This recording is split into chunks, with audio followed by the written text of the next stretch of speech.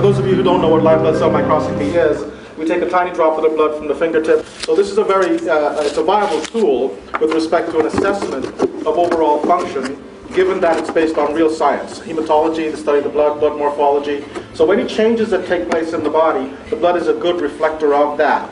So we don't overreach here by trying to diagnose any specific type of disease or anything like that. We're simply saying, if you've got red blood cells that are smaller than the norm, and they don't have enough hemoglobin in them, it's an indication that maybe your iron might be low. If you've got red blood cells that are all stuck together, I know you can't see this from way back there where you are, but at the very center of this chart is an example of what ideal blood should look like. The red blood cells should be nicely separated. The plasma should be nice and clean.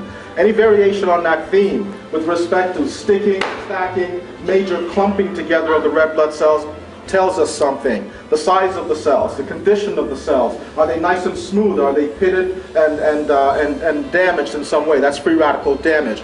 So we do have some real good benchmarks that we can look at and tell what's happening in the system. The remarkable thing about that is that if you can put a product like ASEA into the system that works as quickly as it does and is working overall in all the cells of the body, the blood ought to be a good medium to reflect that. And we certainly didn't get a chance to see that this morning.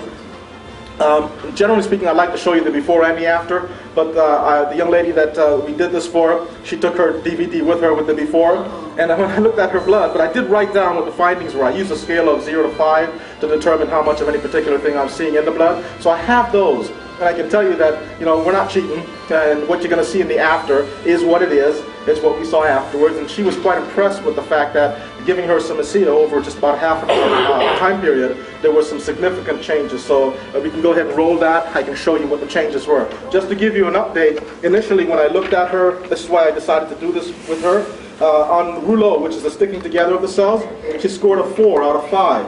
On target cells, which is missing hemoglobin, she scored a 4 out of 5. With 5 being the most problematic? I'm sorry? With 5 being the most problematic? Yes, exactly. I use a 0 to 5 scale. And so on issues with smaller than normal red blood cells, she scored a 3 out of 5. And damage to the cells, she scored a 3 out of 5. That would be free radical damage. And with respect to immunity, her white blood cells, which we're supposed to be able to see movement and activity from when things are functioning properly, real sluggish, nothing was going on. So this is the after. So all of those cells that you're seeing on the screen right now that are nicely separated like that you see, they were stuck together on a 4 out of 5 scale before I gave her the ASEA. These are white blood cells that you're seeing in through here, and they became, the granular activity within them, the activity of the cells became much better.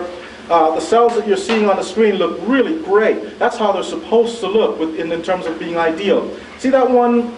If you see one that looks like a bit of a donut, it's missing hemoglobin. That tells me there's a possible iron issue happening within the system. I really didn't anticipate that I'd see this much of a dramatic change with regards to that, because I thought that's something that would take more time for the body to react to. But I saw a high percentage of target cells, 4 out of 5 on the initial, and on the second one that we did, I hardly see any.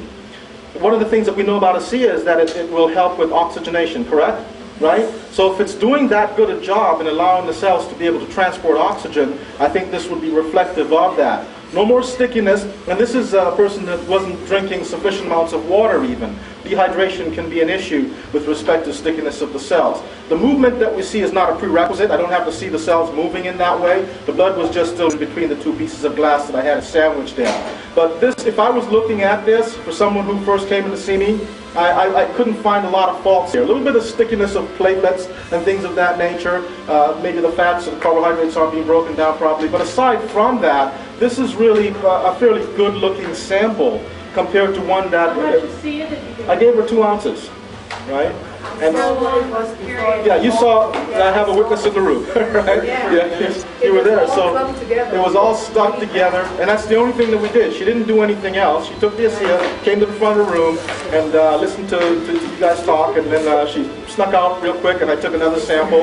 And so that's all that's happened. Within that short space of time, we can see that there's a significant improvement. It's safe to say that previous to this, if she wasn't getting sufficient oxygen being distributed throughout her system, that when the sample is showing this representation, it's likely that the oxygenation has improved, the circulation has improved, and so that in of itself, if that's all that happened, would be quite significant.